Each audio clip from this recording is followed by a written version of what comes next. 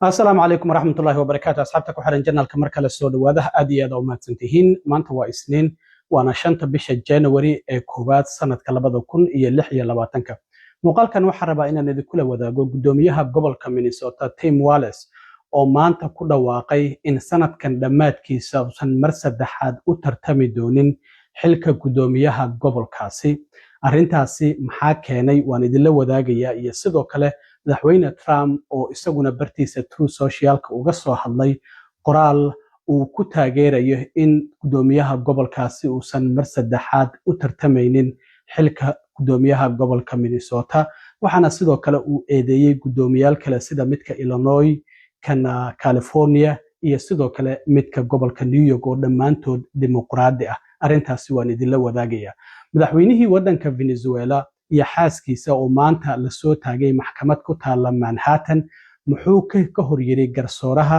isagoo sheegay in uu wili yahay madaxweynaha waddanka Venezuela isla markaana la soo afduubtay wiilkiisa oo ka tirsan baarlamaanka Venezuela oo isaguna hadlay arrimahaasi waan idinla wadaagayaa balse marka hore soo dhaw gudoomiyaha gobolka Minnesota Tim Walz waxaan ognahay bishii 9aad ee September sanadkii hore inuu ku dhawaaqay inuu mar saddexaad u tartamayo xilka gudoomiyaha gobolka Minnesota laakiin maanta shir jaraa'id uu qabtay ayaa waxa uu ku difaacay labadii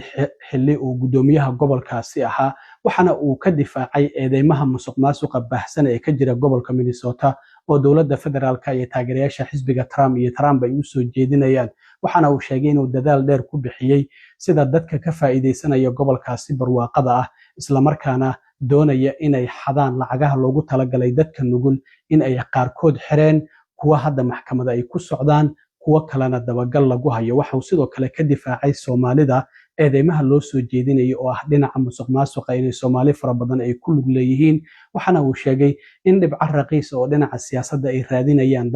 dadka Soomaalida ah eedeynaya ugu dambeyntii waxa uu sheegay in 2026 dhamaadkeeda uu yahay ama sanadkan uu yahay sanad doorasho sidaas darteedna xilliga ololaha doorashada tartan ayaa jira arrimaha siyaasadda waa lagu kala tartamaya marka waxa uu yiri anagu ma awoodno ayuu yiri sanadkan inaan ololo doorasho galno isla markaana dadka Minnesota aan waqti ka qasaarino waxa uu sheegay bishii September ee 9aad ee sanadkii hore inuu ku dhawaaqay inuu mar saddexaad doonayo inuu tartamo laakiin waxa uu sheegay haddii uu awoodiisa ama waqtigiisa uu ku bixiyo inuu ku kalsoon yahay in uu guuleysan karo laakiin waxa uu sheegay xilliyadii fasaxa ee Christmaska iyo sanadka cusub qoyskiisa iyo tiimkiisa markii uu la tashtay waxa uu go'aansaday in uusan tartamin isla markaana sidoo kalena waxa ii soo baxay ayuu yiri inaan tartankan isaga haro waxaana uu sheegay in ololo doorasho haddii aan gala ayuu yiri arrintaasi ay tahay fursad aan ka qasaarinayo dadka reer Minnesota isagoo sheegay in damiciisa siyaasadeed daqiiqad kasta uu ku bixiyay ahayd daqiiqad uu dadka reer Minnesota uga difaacayay dambiilayaasha kuwaasi oo ka faa'iideystay ayuu yiri lacagaha gobolkaasi Minnesota isla markaana kuwa kale oo iyaguna doonaya in ay ka faa'iideystaan kala qaybsanaanta gobolka Minnesota ka jirta waxaana uu sheegay in uu go'aansaday inuu tartankan isaga haro dadka kale ee tartamayana iyagu ay ka fikiraan ayuu yiri doorashada soo socota laakiin waxa uu yiri maadaama aan tartankan isaga harayo waxaan ka harayaa aniga oo aan wax muruga ah aysan jirin isla markaana aan ka shalaynaynin waxyaabihii dadka Minnesota u soo qabtay waxa uu yiri shaqadan waxaan ugu tartamay ma ahan inaan shaqada helo oo kaliya laakiin waxaan u tartamay waxa ay tahay in aan shaqada qabto waxa uu sidoo kale xaqiijiyay in gobolka Minnesota uu wajahayo caqabado kala duwan sanadkan isla markaana uu doonayo daqiiqad kasta oo waqtigiisa inuu ku bixiyo sidii dadka reer Minnesota wax ugu qaban lahaa shaqadiisana uga soo bixi lahaa taasina waa waxa uu waajibaadkaygu iga dalbanaya yiri sida hogaamiye ahaan isagoo arrimahaasi ka hadlayay gudoomiyaha gobolka Minnesota waxa uu yiri 2026 is an election year. Election years have a way of ramping up the politics at a time when we simply can't afford more of that in Minnesota. In September, I announced that I would seek a historic third term as Minnesota's governor, and I have every confidence that if I gave it my all, we would win the race. But as I reflect on this moment with my family and my team over the holidays, I came to the conclusion that I can't give a political campaign my all. Every minute that I spend defending my own political interest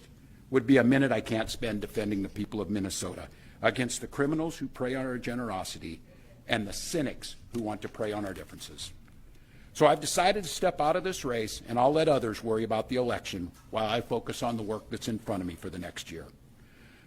I'm passing on this race with zero sadness and zero regret. I did not run for this job to have the job. I ran for the job to do the job.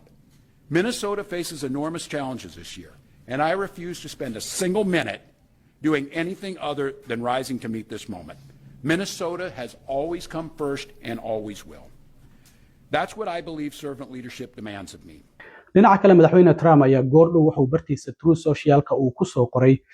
isagoo ka hadlaya in gudoomiyaha gobolka Minnesota uusan mar saddexaad u tartamaynin xilka gudoomiyaha gobolkaasi oo shir jaraa'id oo maanta qabta uu ku sheegay. Trump waxa uu yiri gudoomiyaha musuqmaasuqa badan ee gobolka Minnesota waxa uu xilka ka degaya marka waqtigiisan uu dhamaado, sida muuqatana ma tartami doono mar kale maxaa yeelay waxa la qabtay isagoo gacmaha ay dambi kula jira, sida isagu uu sheegayo isaga iyo waliba Ilhaan Cumar iyo in Soomaali kale oo saaxiibadiisa sida uu madaxweynuhu uu qoraalkiisa uu ku sheegay iyagoo xadaya $10 bilyan oo canshuur bixiyaasha Mareykanka. Marka waxa uu yiri waxaan rumaysanahay in xaqiiqdu ay soo bixi doonto isla markaana ay jiri doonaan dad badan oo arintan ka taajiray oo la soo qaban doono. Waxaana uu leeyahay gudoomiyaha gobolka Minnesota waxa uu burburiyay gobolkaasi sida ay gudoomiyaasha kale Gavin Newsom sida uu isagu ugu yeero magacaas uu la baxay, laakiin Gavin Newsom gudoomiyaha gobolka California iyo JB Pritzker oo gudoomiyaha gobolka Illinois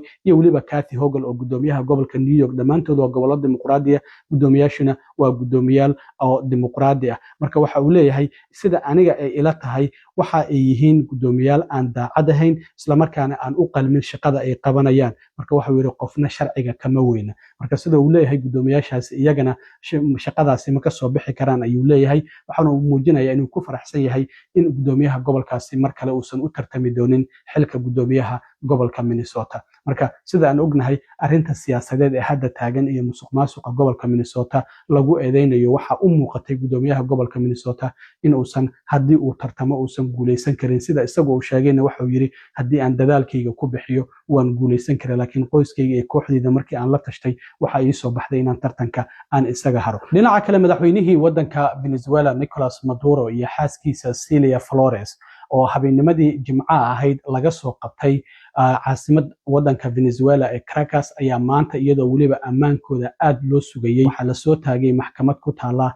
degmada Manhattan ee gobolka New York. waxaana maxkamadda markii la hor keenay labadooda waliba in isla maxkamadda hal mar la isla keenay ugu horeyn la soo hor istaajiyay madaxweynihii wadankaasi Venezuela Nicolas Maduro. madaxweynaha waxa matalayay oo qareen u ahaa Barry Pollack oo qareen fadhigiisu yahay magaalada Washington ee caasimadda DC. waxaana qareenadiisu ay ku andacoonayaan sharci ahaanshaha sababta loo soo xiray iyagoo sheegay maadaama uu yahay madaxweyne wadan madax bannaan in aan la soo qaban karin oo Mareykanka aan lagu maxkamadeyn karin, laakiin dowladda federaalku waxa ay leedahay ee Mareykanku ninkan waxa uu ahaa nin baxsad ka ah dowladda Mareykanka maadaama sanadkii 2020 dacwadahan lagu soo oogay. dacwadahan lagu haysto waxa kamid ah in uu hogaaminayay kooxo ka ganacsada daroogada iyo sidoo kalena in uu cocaine-ka kala gudbin jiray. waxaa sidoo kale jirta in uu haystay qoryaha machine gun-iska loo yaqaan iyo qalab wax burburiya iyo sidoo kale khiyaano haysasho qoryahaasi machine gun-is iyo waliba qalabka wax burburiya. waxaa lagu eedeynayaa madaxweynahan Venezuela in uu dad isaga daroogada u kala gudbiya uu u sameeyay baasaboorro diblomaasi ah isla markaana caalamka ay u kala gudbin jireen. xaaskiisana waxaa lagu eedeynayaa malaayiin dollar oo laaluusha inay ka qaadan jirtay. dadka iyaga ka soo horjeesta ama lacagaha siin waaya waxay sameyn jireen in jirdil lagu sameeyo, la xiro amaba la dilo. marka eedeymahaas ayaa waxay yihiin eedeymaha lagu haysto. haddaba maxkamadda maanta markii la hor keenay Nicolas Maduro garsooraha waxa uu weydiiyey ma tahay Nicolas Maduro waliba magaciisa saddexan ayaa lagu dhawaaqay. isaguna waxa uu yiri anigu waxaan ahay madaxweynaha wadanka Venezuela.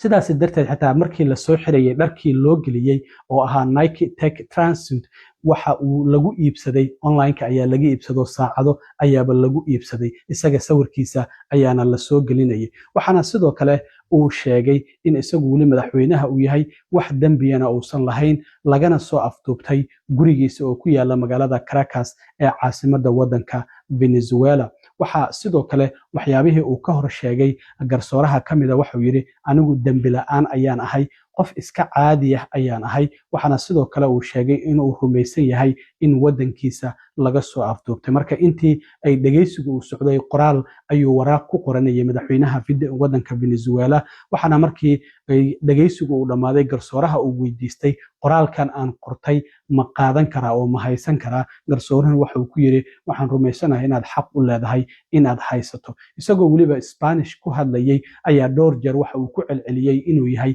maxbuus dagaal ayuu dhowr jeer ku celceliyay waxaana sidoo kale jirta in uu yiri xitaa dhaawac ayaa isoo gaaray markii la soo afduubanayay waliba xaaskiisa Celia qareenkeedana waxa uu isagu sheegay iyadana inuu dhaawac soo gaaro xitaa loo malaynayo feeraha in uu jab jiro isla markaana barar uu jiro oo markii la soo qabanayay si fudud looma soo qabanin sida hadda muuqata waxaana maxkamadda labaad loo ballamiyay bisha Maaj ee 17 sanadkan 2026 11 subaxnimo ayaa maxkamadda la soo taagi doona marka Nicolas Maduro anigu dambi malihi ayuu yiri maxbuus dagaal ayaan ahay waxuna sheegay sidoo kale in uu wali yahay madaxweynaha waddanka Venezuela wiilkiisa oo isaguna kamid ah dadka dacwadaha lagu soo oogay laakiin Mareykanku uusan soo qabanin oo baarlamaanka waddanka Venezuela kamid ahaa ilaa iyo sanadkii 2021 ayaa maanta baarlamaanka ka hor hadlay waxa uu yiri aabe waxaad sameysay qoys awood badan waddankuna waxa uu ku jiraa gacmo wanaagsan inta aan ka sugayno inta aad dib u soo laabanayso marka sida muuqata waxa uu leeyahay waxaan sugaynaa inta aad uga soo laabanayso marka isaga lama soo qaban laakiin Mareykanku waa uu doonayaa in isagana uu gacanta ku soo dhigo marka